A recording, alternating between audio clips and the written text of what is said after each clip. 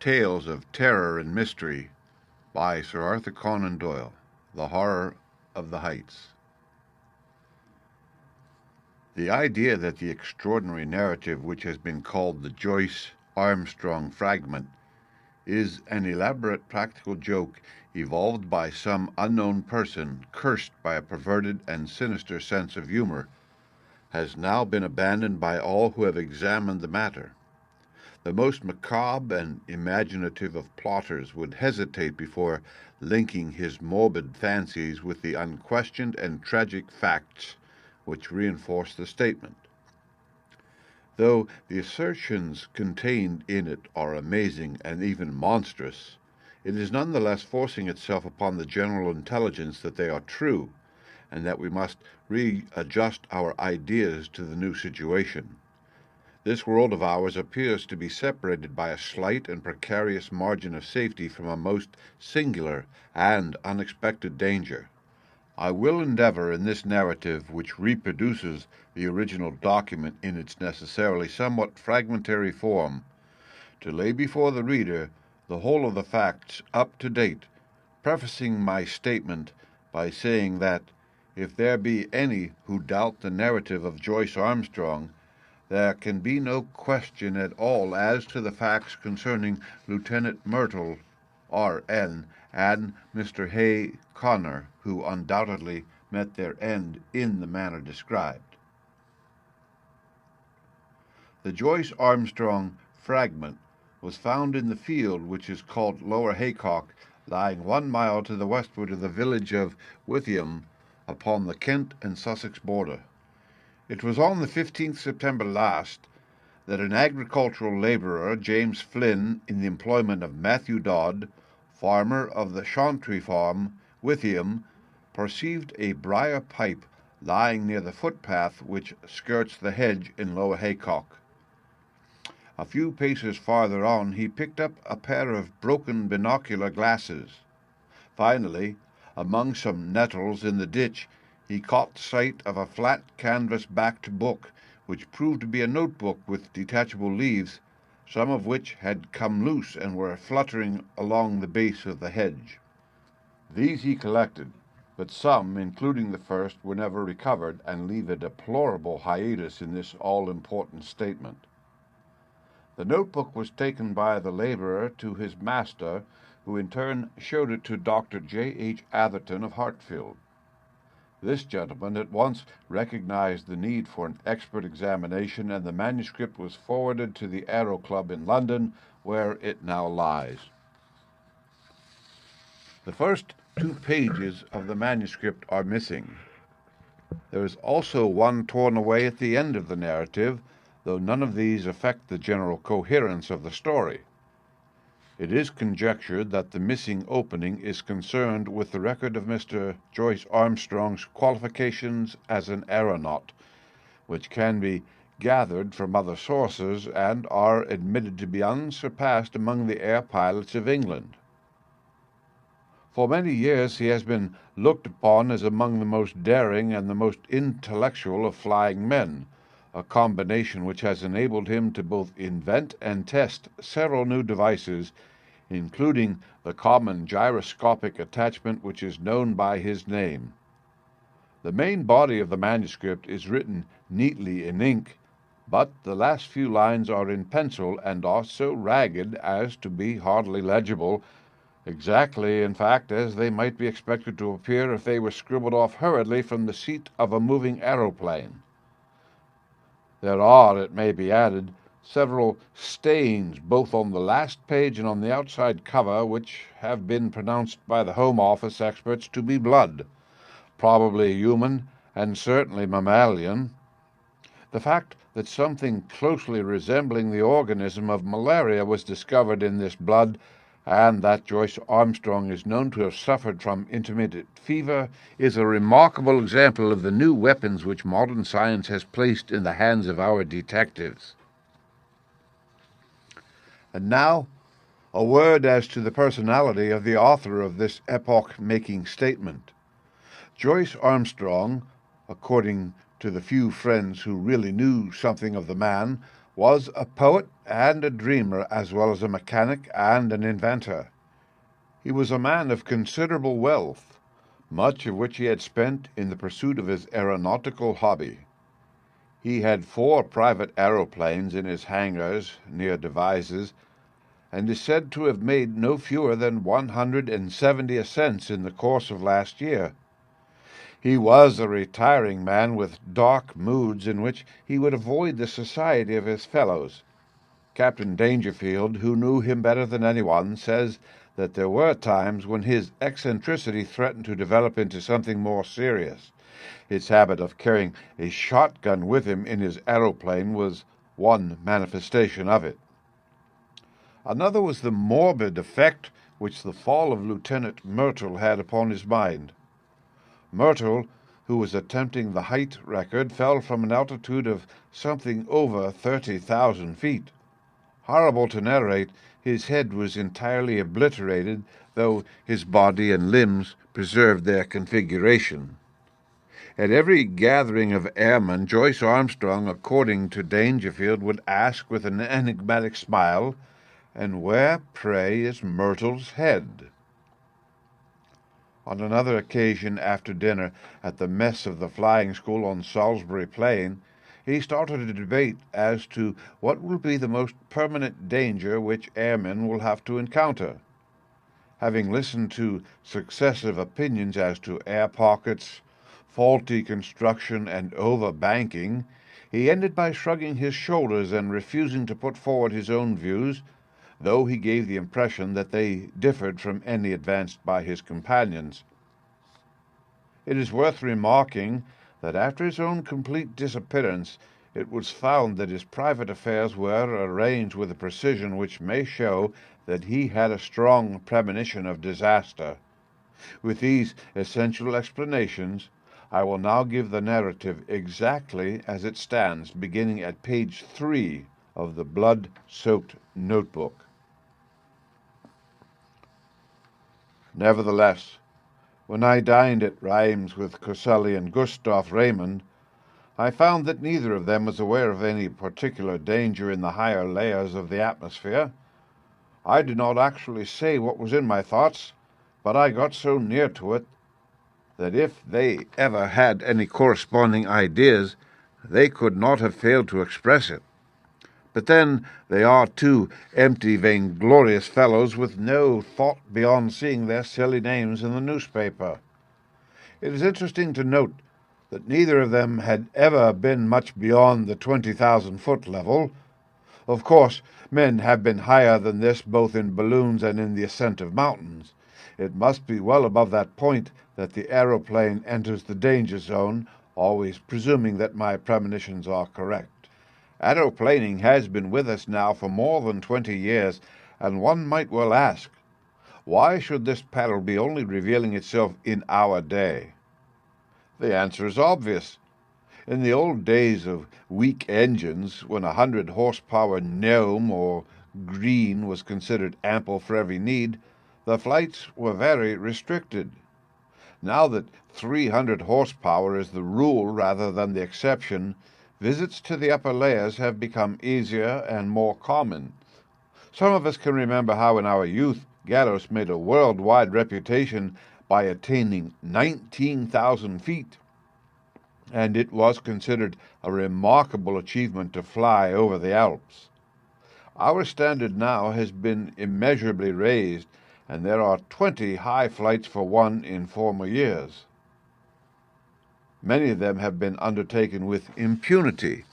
The 30,000-foot level has been reached time after time with no discomfort beyond cold and asthma.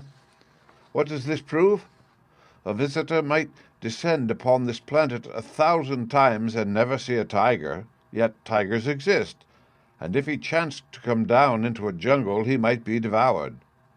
There are jungles of the upper air, and there are worse things than tigers which inhabit them. I believe in time they will map these jungles accurately out. Even at the present moment I could name 2 of them. One of them lies over the Paul Biarritz district of France. Another is just over my head as I write here in my house in Wiltshire. I rather think There is a third in the Homburg-Wiesbaden district. It was the disappearance of the airmen that first set me thinking. Of course, everyone said that they had fallen into the sea, but that did not satisfy me at all. First, there was Verrier in France. His machine was found near Bayonne, but they never got his body. There was the case of Baxter also, who vanished, though his engine and some of the iron fixings were found in a wood in Leicestershire. In that case, Dr. Middleton of Amesbury, who was watching the flight with a telescope, declares that just before the clouds obscured the view, he saw the machine, which was at an enormous height, suddenly rise perpendicularly upwards in a succession of jerks, in a manner that he would have thought to be impossible. That was the last seen of Baxter.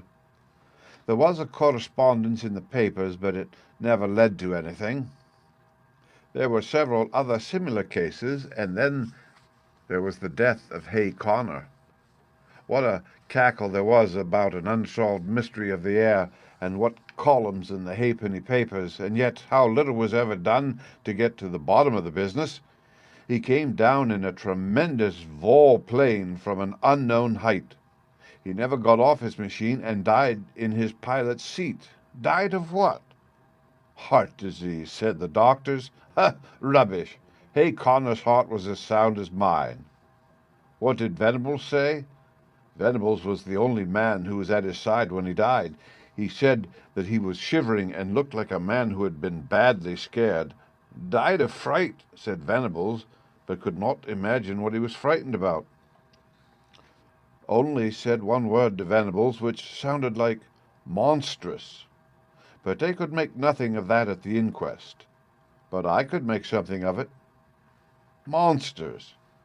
That was the last word of poor Harry Hay Connor, and he did die of fright, just as Venables thought. And then there was Myrtle's head. Do you really believe, does anybody really believe, that a man's head could be driven clean into his body by the force of a fall? Well, perhaps it may be possible, but I, for one, have never believed that it was so with Myrtle. And the grease upon his clothes, all slimy with grease, said somebody at the inquest. Queer that nobody got thinking after that. I did, but then I had been thinking for a good long time.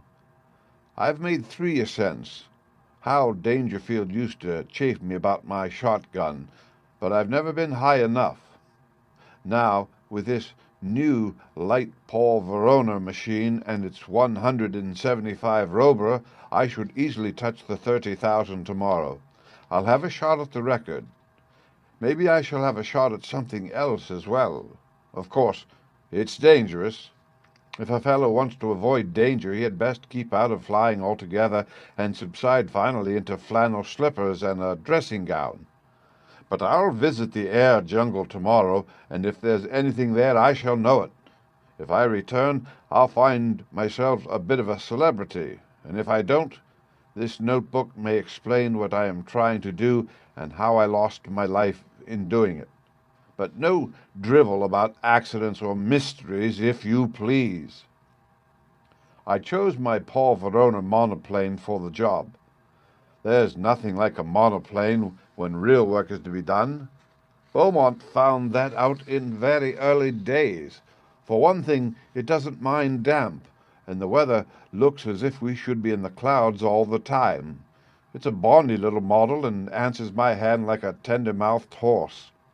The engine is a 10-cylinder rotary Robur working up to 175.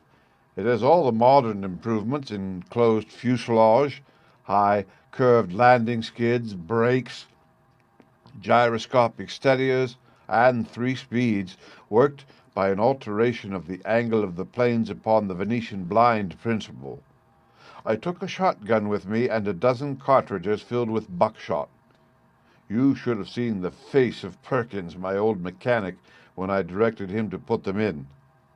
I was dressed like an Arctic explorer with 2 jerseys under my overalls, thick socks inside my padded boots, a storm cap with flaps, and my talc goggles. It was stifling outside the hangars, but I was going for the summit of the Himalayas and had to dress for the part. Perkins knew there was something on and implored me to take him with me. Perhaps I should if I were using the biplane, but a monoplane is a one-man show if you want to get the last foot of life out of it. Of course, I took an oxygen bag. The man who goes for the altitude record without one will either be frozen or smothered or both. I had a good look at the planes, the rudder bar, the elevating lever, all of that before I got in. Everything was in order so far as I could see. Then I switched on my engine and found that she was running sweetly. When they let her go, she rose almost at once upon the lowest speed. I circled my home field once or twice just to warm her up, and then with a wave to Perkins and the others, I flattened out my planes and put her on her highest. She skimmed like a swallow downwind for 8 or 9 miles, until I turned her nose up a little, and she began to climb in a great spiral for the cloud bank above me. It's all important to rise slowly and adapt yourself to the pressure as you go. It was a close, warm day for an English September, and there was the hush and heaviness of impending rain. Now and then there came sudden puffs of wind from the southwest, one of them so gusty and unexpected that it caught me napping and turned me half round for an instant. I remember the time when gusts and whirls and air pockets used to be things of danger before we learned to put an overmastering power into our engines. Just as I reached the cloud banks with the altimeter marking 3,000, down came the rain. My word, how it poured! It drummed upon my wings and lashed against my face, blurring my glasses so that I could hardly see. I got down onto a low speed, for it was painful to travel against it. As I got higher, it became hail, and I had to turn tail to it. One of my cylinders was out of action, a dirty plug, I should imagine, but still I was rising steadily with plenty of power. After a bit the trouble passed, whatever it was, and I heard the full, deep-throated purr, the 10 singing as one. That's where the beauty of our modern silencers come in. We can at last control our engines by ear. How they squeal and squeak and sob when they are in trouble. All those cries for help were wasted in the old days when every sound was swallowed up by the monstrous racket of the machine. If only the early aviators could come back to see the beauty and perfection of the mechanism which have been bought at the cost of their lives. About 9:30 I was nearing the clouds. Down below me, all blurred and shadowed with rain, lay the vast expanse of Salisbury Plain. Half a dozen flying machines were doing hack work at the 1,000-foot level, looking like little black swallows against the green background. I dare say they were wondering what I was doing up in Cloudland. Suddenly a gray curtain drew across beneath me, and the wet folds of vapors were swirling round my face. It was clammily cold and miserable, but I was above the hailstorm, and that was something gained. The cloud was as dark and thick as a London fog. In my anxiety to get clear, I cocked her nosed up until the automatic alarm bell rang, and I actually began to slide backwards. My sopped and dripping wings had made me heavier than I thought, but presently I was in lighter cloud and soon had cleared the first layer. There was a second, opal-colored and fleecy, at a great height above my head, a white, unbroken ceiling above, and a dark, unbroken floor below, with the monoplane laboring upwards upon a vast spiral between them. It is deadly lonely in these cloud spaces. Once a great flight of some small water birds went past me, flying very fast to the westwards. The quick whir of their wings and their musical cry were cheery to my ear. I fancy that they were teal, but I am a wretched zoologist. Now that we humans have become birds, we must really learn to know our brethren by sight. The wind down beneath me whirled and swayed the broad cloud plain. Once a great eddy formed in it, a whirlpool of vapour, and through it, as down a funnel, I caught sight of the distant world. A large white biplane was passing at a vast depth beneath me. I fancy it was the morning mail service twixt Bristol and London. Then the drift swirled inwards again, and the great solitude was unbroken. Just after 10, I touched the lower edge of the upper cloud stratum. It consisted of fine diaphanous vapour drifting swiftly from the westwards. The wind had been steadily rising all this time, and it was now blowing a sharp breeze, 28 an hour by my gauge. Already it was very cold, though my altimeter only marked 9,000. The engines were working beautifully, and we went droning steadily upwards. The cloud bank was thicker than I had expected, but at last it thinned out into a golden mist before me, and then, in an instant, I had shot out from it, and there was an unclouded sky and a brilliant sun above my head, all blue and gold above, all shining silver below, one vast glimmering plain as far as my eyes could reach. It was 10:15, and the barograph needle pointed to 12,800. Up I went, and up, my ears concentrated upon the deep purring of my motor, my eyes busy always with the watch, the revolution indicator, the petrol lever, and the oil pump. No wonder aviators are said to be a fearless race. With so many things to think of, there is no time to trouble about oneself. About this time I noted how unreliable is the compass when above a certain height from Earth. At 15,000 feet, mine was pointing east and a point south. The sun and the wind gave me my true bearings. I had hoped to reach an eternal stillness in these high altitudes, but with every 1,000 feet of ascent, the gale grew stronger. My machine groaned and trembled in every joint and rivet as she faced it and swept away like a sheet of paper when I banked her on the turn, skimming downwind at a greater pace, perhaps, than ever mortal man has moved.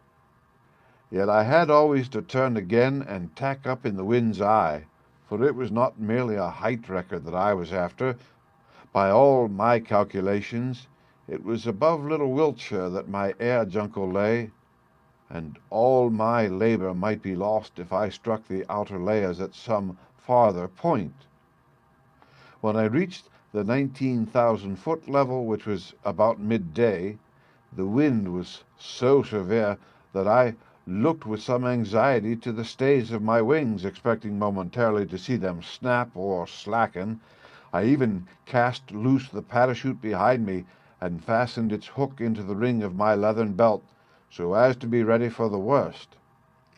Now was the time when a bit of scamped work by the mechanic is paid for by the life of the aeronaut. But she held together bravely.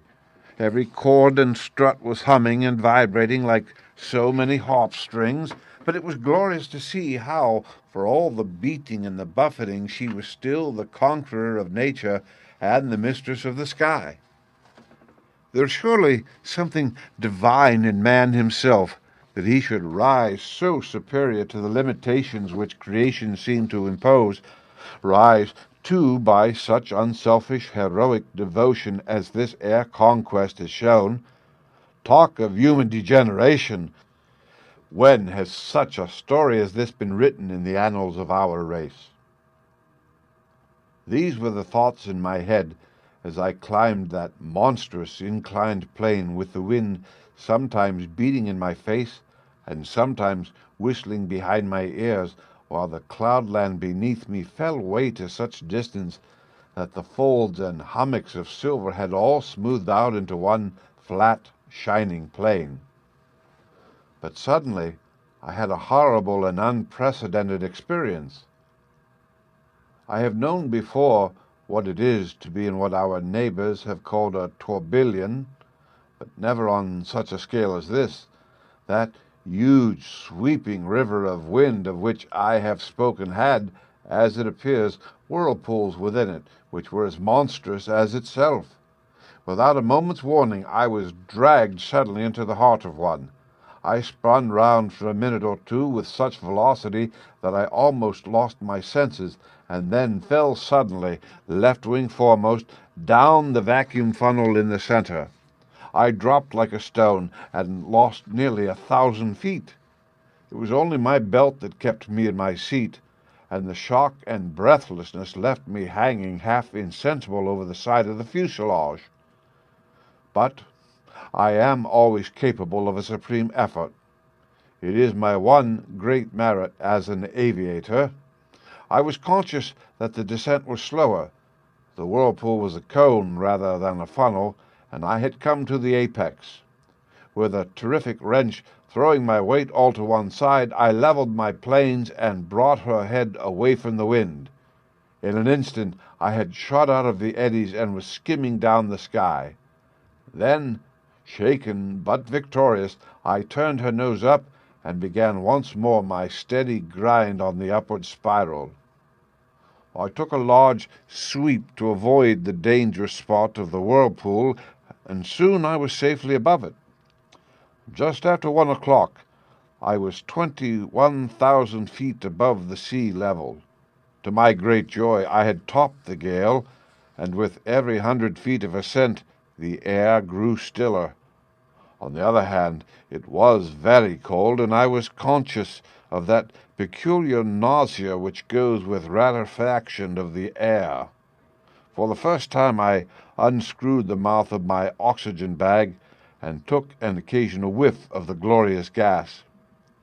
I could feel it running like a cordial through my veins, and I was exhilarated almost to the point of drunkenness. I shouted and sang as I soared upwards into the cold, still outer air. It is very clear to me that the insensibility which came upon Glaisher, and in a lesser degree upon Coxwell, when in 1862 they ascended in a balloon to the height of 30,000 feet, was due to the extreme speed with which a perpendicular ascent is made. Doing it at an easy gradient and accustoming oneself to the lessened barometric pressure by slow degrees, there are no such dreadful symptoms. At the same great height, I found that even without my oxygen inhaler, I could breathe without undue distress. It was bitterly cold, however, and my thermometer was at 0 Fahrenheit. At 1:30 I was nearly 7 miles above the surface of the earth, and still ascending steadily. I found, however, that the rarefied air was giving markedly less support to my planes, and that my angle of ascent had to be considerably lowered in consequence. It was already clear that even with my light weight and strong engine power, there was a point in front of me where I should be held. To make matters worse, one of my sparking plugs was in trouble again, and there was intermittent misfiring in the engine. My heart was heavy with the fear of failure. It was about that time that I had a most extraordinary experience.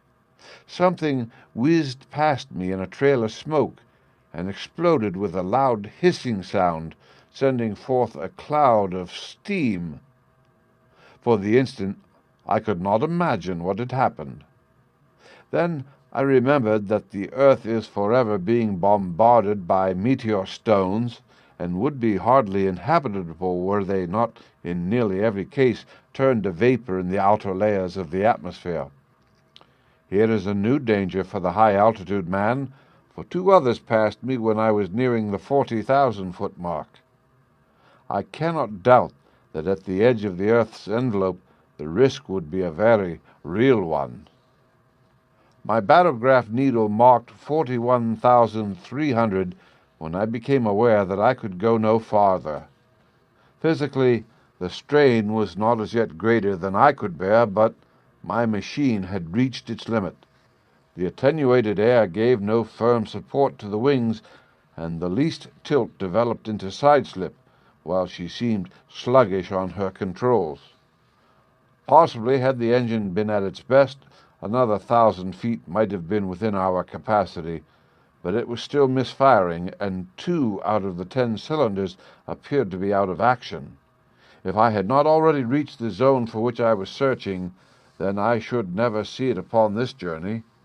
But was it not possible that I had attained it? Soaring in circles like a monstrous hawk upon the 40,000-foot level, I let the monoplane guide herself, and with my Mannheim glass I made a careful observation of my surroundings. The heavens were perfectly clear. There was no indication of those dangers which I had imagined. I have said that I was soaring in circles. It struck me suddenly that I would do well to take a wider sweep and open up a new air tract. If the hunter entered an earth jungle, he would drive through it if he wished to find his game. My reasoning had led me to believe that the air jungle which I had imagined lay somewhere over Wiltshire. This should be to the south and west of me. I took my bearings from the sun, for the compass was hopeless, and no trace of earth was to be seen, nothing but the distant silver cloud plain. However, I got my direction as best I might, and kept her head straight to the mark. I reckoned that my petrol supply would not last for more than another hour or so, but I could afford to use it to the last drop, since a single magnificent volplane could at any time take me to the earth. Suddenly, I was aware of something new. The air in front of me had lost its crystal clearness. It was full of long, ragged wisps of something which I can only compare to very fine cotton or cigarette smoke. It hung about in wreaths and coils, turning and twisting slowly in the sunlight. As the monoplane shot through it, I was aware of a faint taste of oil upon my lips, and there was a greasy scum upon the woodwork of the machine. Some infinitely fine organic matter appeared to be suspended in the atmosphere. There was no life there. It was inchoate and diffuse, extending for many square acres and then fringing off into the void. No, it was not life. But might it not be the remains of life? Above all, might it not be the food of life, of monstrous life, even as the humble grease of the ocean is the food for the mighty whale? The thought was in my mind when my eyes looked upwards, and I saw the most wonderful vision that ever man has seen. Can I hope to convey it to you even as I saw it myself last Thursday? Conceive a jellyfish such as sails in our summer seas, bell-shaped and of enormous size, far larger, I should judge, than the dome of St. Paul's. It was of a light pink color, veined with a delicate green, but the whole huge fabric so tenuous that it was but a fairy outline against the dark blue sky. It pulsated with a delicate and regular rhythm. From it there depended 2 long, drooping, green tentacles which swayed slowly backwards and forwards. This gorgeous vision passed gently with noiseless dignity over my head, as light and fragile as a soap bubble, and drifted upon its stately way. I had half turned my monoplane that I might look after this beautiful creature, when in a moment I found myself amidst a perfect fleet of them, of all sizes, but none so large as the first. Some were quite small, but the majority about as big as an average balloon, and with much the same curvature at the top. There was in them a delicacy of texture and coloring which reminded me of the finest Venetian glass. Pale shades of pink and green were the prevailing tints, but all had a lovely iridescence where the sun shimmered through their dainty forms. Some hundreds of them drifted past me, a wonderful fairy squadron of strange unknown argosies of the sky, creatures whose forms and substance were so attuned to these pure heights that one could not conceive anything so delicate within actual sight or sound of earth. But soon my attention was drawn to a new phenomenon, the serpents of the outer air. These were long, thin, fantastic coils of vapor-like material which turned and twisted with great speed, flying round and round at such a pace that the eyes could hardly follow them. Some of these ghost-like creatures were 20 or 30 feet long, but it was difficult to tell their girth, for their outline was so hazy that it seemed to fade away into the air around them. These air snakes were of a very light gray or smoke color, with some darker lines within which gave the impression of a definite organism. One of them whisked past my very face, and I was conscious of a cold, clammy contact, but their composition was so unsubstantial that I could not connect them with any thought of physical danger any more than the beautiful bell-like creatures which had preceded them. There was no more solidity in their frames than in the floating spume from a broken wave. But a more terrible experience was in store for me. Floating downwards from a great height, there came a purplish patch of vapor, small as I saw at first, but rapidly enlarging as it approached me until it appeared to be hundreds of square feet in size. Though fashioned of some transparent jelly-like substance, it was none the less of much more definite outline and solid consistence than anything which I had seen before. There were more traces, too, of a physical organization, especially two vast, shadowy, circular plates upon either side, which may have been eyes, and a perfectly solid white projection between them, which was as curved and cruel as the beak of a vulture. The whole aspect of this monster was formidable and threatening, and it kept changing its color from a very light mauve to a dark, angry purple, so thick that it cast a shadow as it drifted between my monoplane and the sun. On the upper curve of its huge body there were three great projections, which I can only describe as enormous bubbles, and I was convinced as I looked at them that they were charged with some extremely light gas which served to buoy up the misshapen and semi-solid mass in the rarefied air. The creature moved swiftly along, keeping pace easily with the monoplane, and for 20 miles or more it formed my horrible escort, hovering over me like a bird of prey which is waiting to pounce. Its method of progression, done so swiftly that it was not easy to follow, was to throw out a long glutinous streamer in front of it, which in turn seemed to draw forward the rest of the writhing body. So elastic and gelatinous was it that never for 2 successive minutes was it the same shape, and yet each change made it more threatening and loathsome than the last. I knew that it meant mischief. Every purple flash of its hideous body told me so.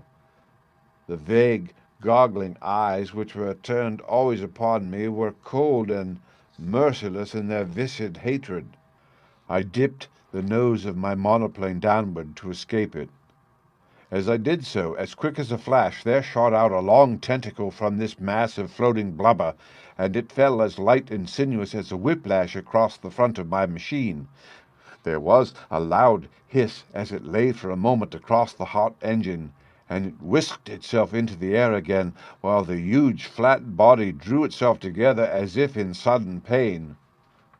I dipped to a vault peak, but again a tentacle fell over the monoplane and was shorn off by the propeller as easily as it might have cut through a smoke wreath. A long, gliding, sticky, serpent-like coil came from behind and caught me round the waist, dragging me out of the fuselage. I tore at it, my fingers sinking into the smooth glue-like surface, and for an instant I disengaged myself, but only to be caught round the boot by another coil, which gave me a jerk that tilted me almost onto my back. As I fell over, I blazed off both barrels of my gun, though indeed it was like attacking an elephant with a pea-shooter to imagine that any human weapon could cripple that mighty bulk. And yet I aimed better than I knew, for with a loud report one of the great blisters upon the creature's back exploded with the puncture of the buckshot. It was very clear that my conjecture was right, and that these vast clear bladders were distended with some lifting gas, for in an instant the huge cloud-like body turned sideways, writhing desperately to find its balance, while the white beak snapped and gaped in horrible fury. But already I had shot away on the steepest glide that I dared to attempt, my engine still full on, the flying propeller and the force of gravity shooting me downwards like an aerolite. Far behind me I saw a dull, purplish smudge growing swiftly smaller and merging into the blue sky behind it. I was safe out of the deadly jungle of the outer air. Once out of danger, I throttled my engine, for nothing tears a machine to pieces quicker than running on full power from a height.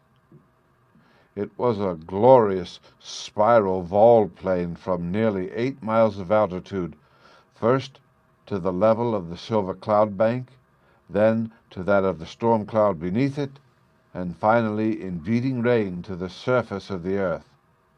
I saw the Bristol Channel beneath me as I broke from the clouds, but, having still some petrol in my tank, I got 20 miles inland before I found myself stranded in a field half-mile from the village of Ashcombe.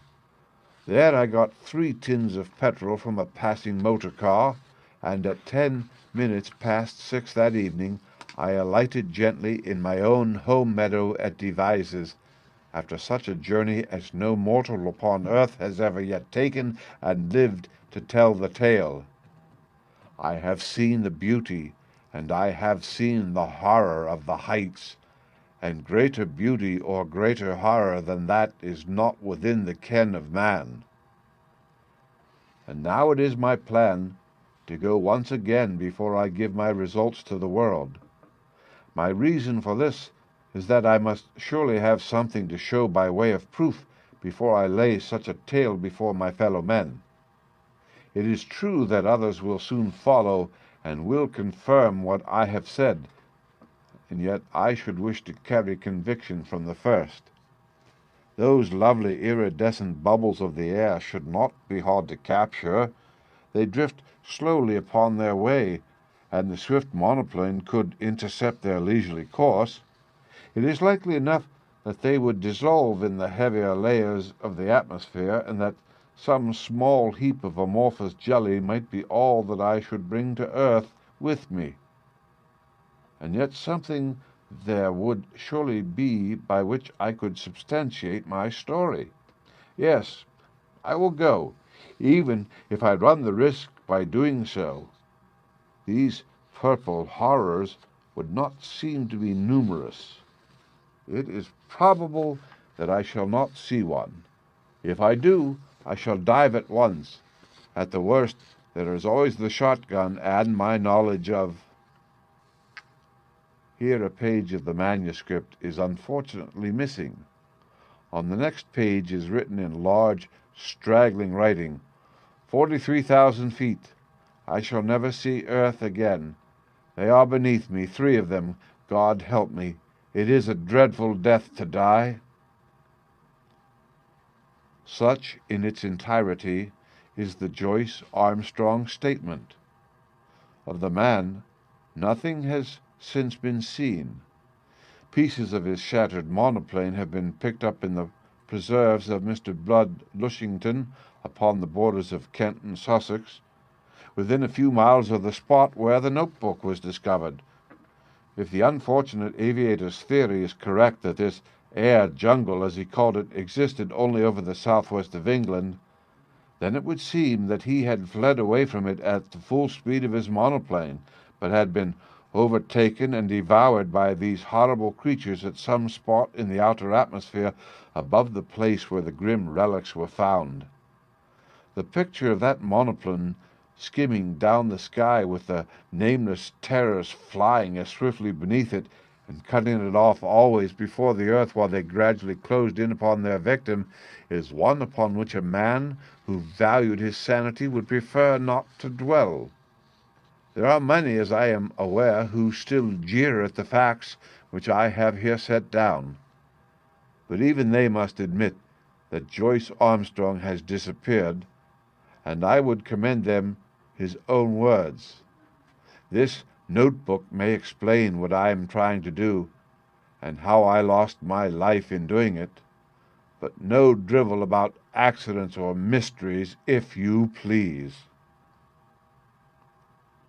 The end. Read by Rick Kistner for Lit2Go on the web at fcit.usf.edu.